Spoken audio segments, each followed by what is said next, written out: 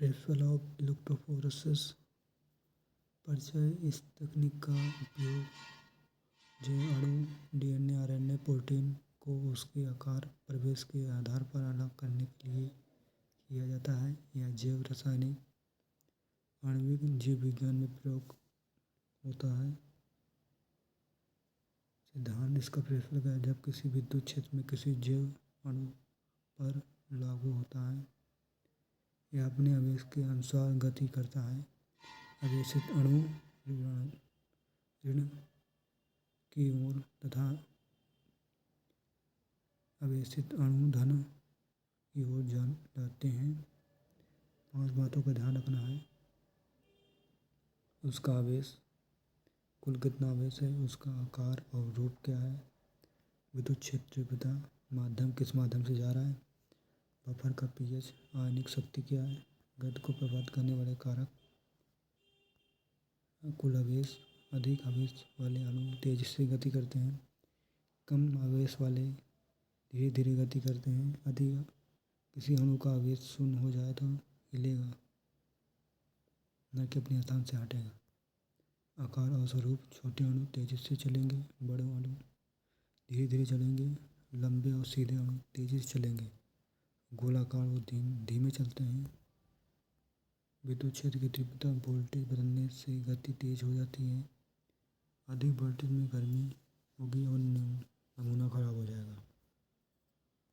इसका V Q E equal to E Q upon F.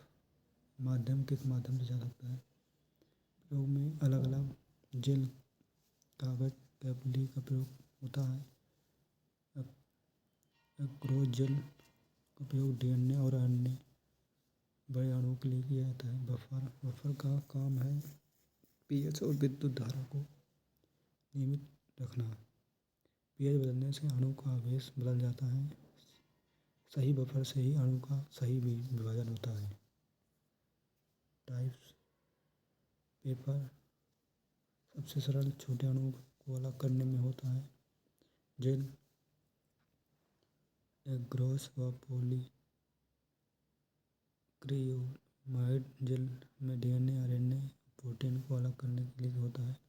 Capillary तेज और अधिक अणु बहुत होते हैं। इम्यूनो एंटीबॉडी प्रोटीन के माध्यम से अध्ययन होता है। आइसोलाइटिक अणुओं को उन्हें आइसोटोप प्रोटॉन के माध्यम पे होता है। अणु टाइप्स, टाइप्स क्या होता है तो हमें यही पढ़ना है। यही पे एग्जाम में हर बार आता है। एक्रोस जेल इलेक्ट्रोफोरेसिस, उसका उपयोग है डीएनए आरएनए के लिए। माध्यम एक्रोस जेल विशेष उच्च अणुओं को भार वाले आरएनए अणु को अलग करने के लिए करते हैं। जब किसी आवेशित अणु को जेल के माध्यम से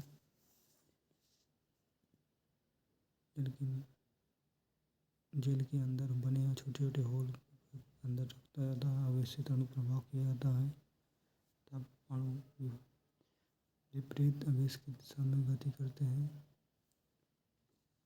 पॉजिटिव नेगेटिव प्रिपरेशन इसका क्या होना चाहिए हम देख लेते हैं। प्रिपरेशन कार्यान इलेक्ट्रोफोरेसिस जार में जार को लेकर उसमें एक्रोस पाउडर डाला जाता है जो डिस्टर वाटर मिलाया जाता है। थोड़ी मात्रा में बफर विलियन भी मिलाया जाता है। पीएच मात्रा नियंत्रण हो सके थोड़ी मात्रा में आकार मिलाया जाता है। जेल में बढ़ाना बदलना होता है। पॉलीमर जेल उपयोग प्रोटीन और छोटे अणु को टूटने के लिए किया जाता है।